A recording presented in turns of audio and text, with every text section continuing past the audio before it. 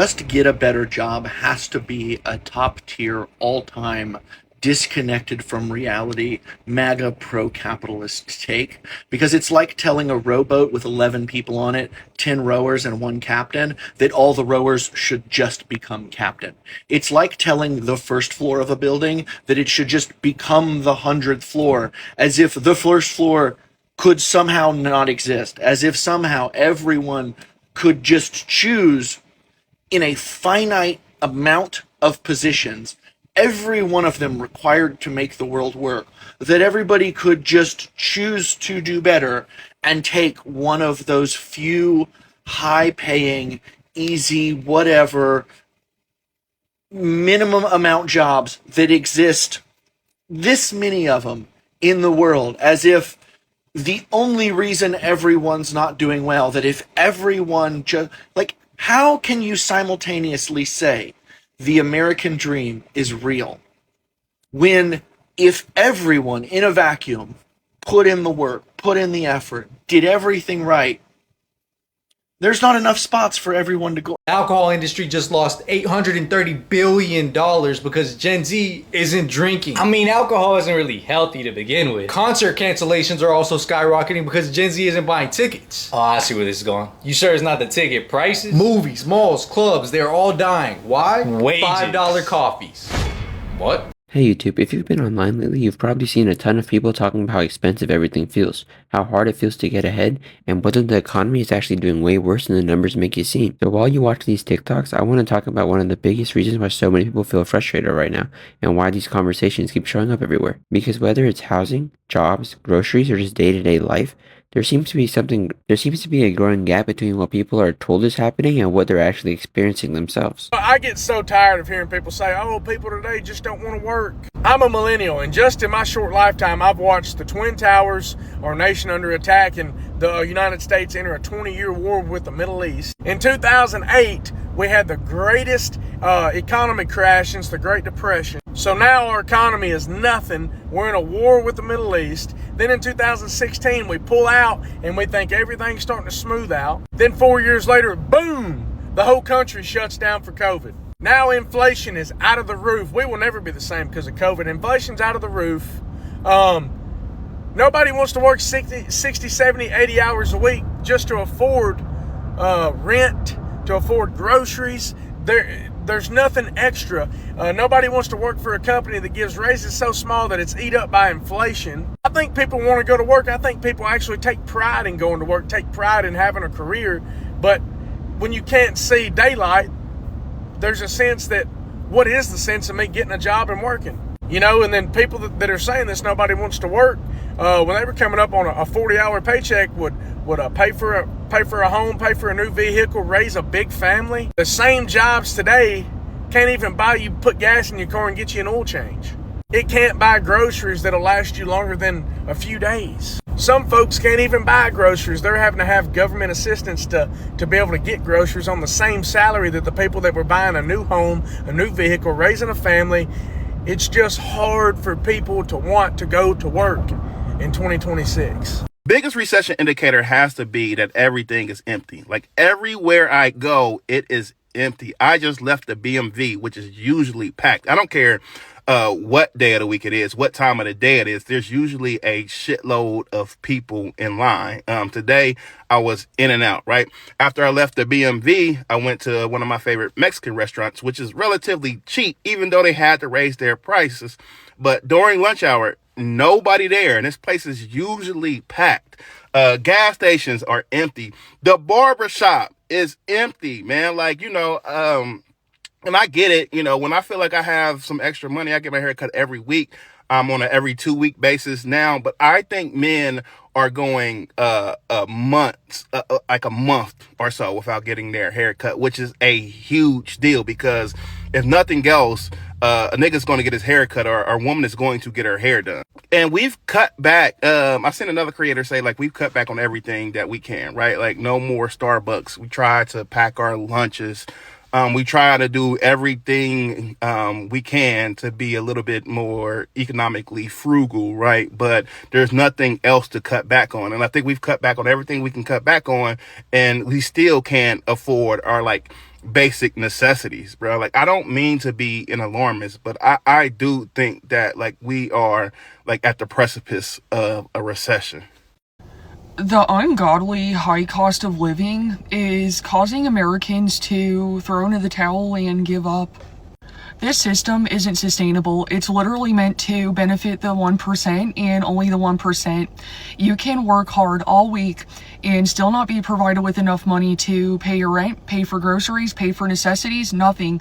And then people still try to turn around and gaslight you into making it all out to be your fault.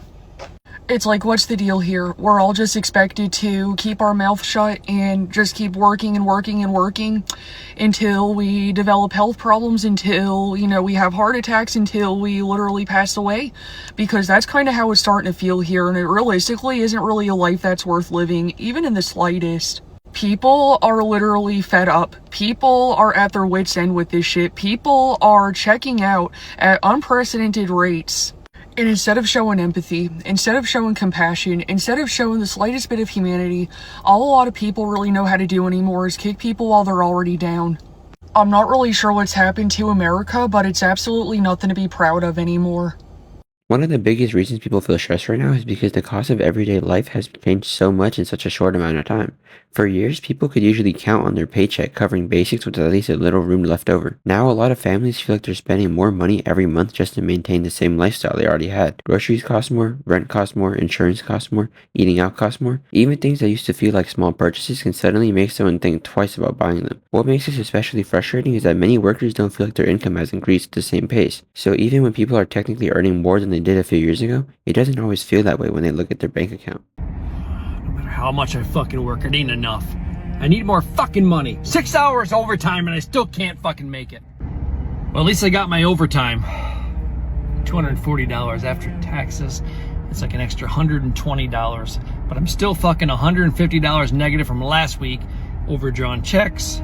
I owe him fucking $30. Fuck, I'm still behind. Electric bill's late. My cell phone bill's late. The mortgage is 8 days late. I can pay that up to 30 days late. Every fucking day I'm just trying to figure out what can I pay late that's not going to affect me more, but I can still afford to eat. Maybe I can just buy a big jar of sauce and like a pound of fucking spaghetti and just maybe buy like a tiny package of hamburger and I can just eat spaghetti for the next 3-4 days. And then maybe for a snack, go to the dollar store, buy a box of fucking cookies for $1 and coffee can wait. I got water. I can just drink water. Water is good for the body. I need to replenish myself as I'm fucking dehydrated. Coffee's not that important. Maybe if I write this check for gas, they won't cash it for a couple of days, and that'll be like before my check hits.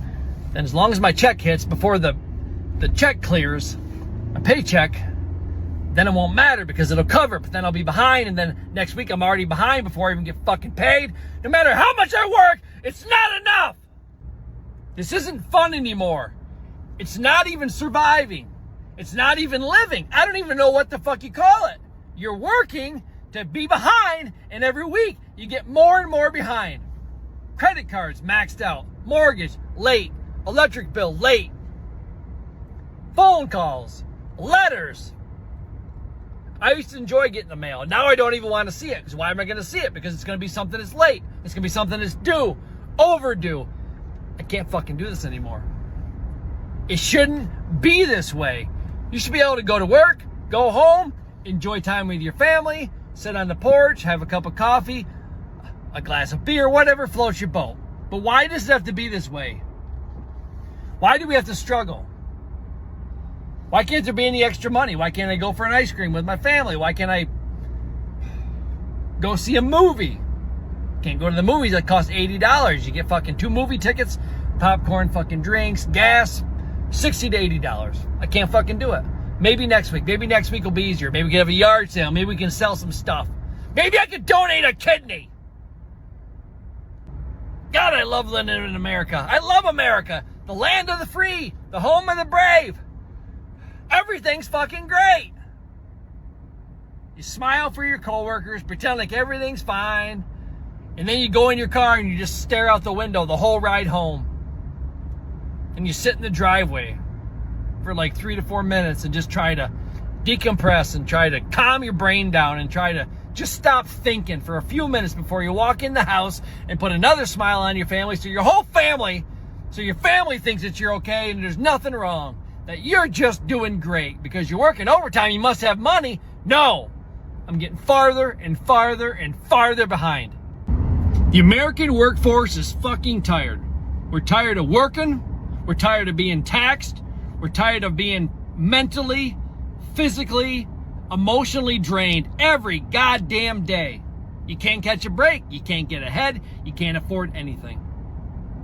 What are we supposed to do? What are they going to do when eventually everybody fucking cracks at the same time and says, we've had enough. We ain't paying nothing anymore. We're fucking done. I'm sick of worrying about bills. I'm sick of worrying about who I owe. You're scratching little notes down on pieces of paper trying to calculate all else. I got it. No, you don't got it. We're never going to have it. You're never going to be ahead.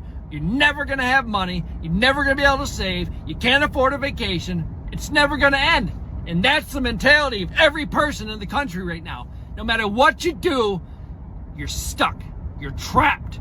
You're in this washing machine of just fucking dread and worry every single day. And you know nothing's going to change. Nothing's going to get better. That this is life. This is the way it's going to be until we die. A lot of people hear the phrase just get a better job as if it's some simple solution, but the reality is usually a lot more complicated than that. The job market can look healthy on paper while still feeling difficult for individual workers. Someone might spend months applying and barely hear back from employers. Others may find a job but discover the pay isn't enough to keep up with rising expenses. Even college graduates are sometimes competing for positions that don't require a degree at all. That creates a feeling that the traditional path people were told to follow isn't producing the results they expected. You work hard in school, you gain experience, you do everything you're supposed to. Then you realize there are thousands of other people trying to do the exact same thing. When enough people share that experience, frustration starts to spread quickly. America is in right now. Data centers, water, food regulations, economic. On to the economic, jobs, the infertility rate, prices of everything. Why are we so compliant? Why are we complying? This government no longer represents the people. This government no longer has the people in their best interest. And it didn't just start with this administration. It started with vague regulations, giving loopholes to millionaires, now billionaires, now soon to be trillionaires. I am all for capitalism. I am all for do the work yourself, get your own money, do what you can, make a business, grow yourself. But there comes a limit when there's about to be a trillionaire and people cannot survive and eat. I considered myself pretty independent. This administration has pushed me so far into the extremism of you can't trust fucking anybody. Trump just lifted the regulations for PFAs, which are, if you didn't know, forever chemicals in water, in drinking water, for the companies that sell drinking water. It no longer has regulations on it for forever chemicals. It's for the data centers. In cities where they have a data center, they don't have clean drinking water. It is full sludge, impurities, toxins. Because humans don't need water anymore. The AI needs it more. AI needs our water. Humans can survive without water. Why? Why are you doing this to us? Why are we going so far back? Why is our food so horrible? Why are we bombing wildlife with cyanide? What made this okay? What made this okay? Why is Trump magically impenetrable by all of the institutions? We can't touch him. We can't sue him. Even as a civil lawsuit of the citizens of the US v. Trump, we can't do anything about it. Everything is fucked. Our food, terrible. Our water. is no longer going to be fresh. Because the data centers get it first. Because they're a priority. Because data is so useful. It's what we need. We don't need wildlife. No, we don't need it. So let's talk about the infertility crisis that's happening. The hormone shifts in generations now with all of these additives and toxins and dyes and preservatives in our food now. There's going to come a point where more of the percent of population is no longer going to be able to conceive. Economic crisis. We captured the dictator of Venezuela. We had access to the oil. That was supposed to be our in for our economic success. Where did that oil go? I read somewhere that we sold a lot of it. To what? To where? For who? Not for us. Not for us. Why is our gas $4 a gallon? Why is a carton of eggs $5? Why is milk $5? Why are we being sold out to Israel? I consider myself a somewhat religious person. Israel was never supposed to become a state, country. It was never supposed to become that. Now it's ruling us. We are the United States of Israel. Why are we allowing our politicians to be sold out to another country? Where's the uproar? Where's the revolution? We went to war over less. Over less. Where's the uproar? Where's the revolution? Where are the people that are pissed off? Where are the people who want to do something about this? Because I want to. I'm going to file exempt on my taxes. I no longer want to pay a government that does not represent me, nor my peers, or anyone around me. Literally anyone. It doesn't represent anyone anymore. It only represents themselves. It only represents what they want to push. It no longer matters about what the actual population of this country wants. It's what they want. It's what the few hundred people who control everything, it's what they want. And then it's what their little fucking puppeteer people want. Not us. It's not us. They don't care about us. Bullshit, you can't survive on $170K a year. We're surviving on less. Take your $76 for your luncheon per day and shut the fuck up. Shut up. From all of us to you. What makes all this such a major topic online is that it affects more than just finances. Money problems have a way of impacting almost every part of life. People delay moving out, they postpone buying homes, they put off starting families, some stop taking vacations entirely.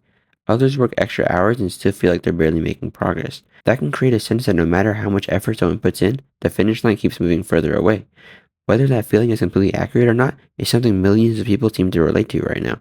And when large groups of people all start feeling stuck at the same time, conversations about the economy stop being about numbers and start being conversations about everyday life.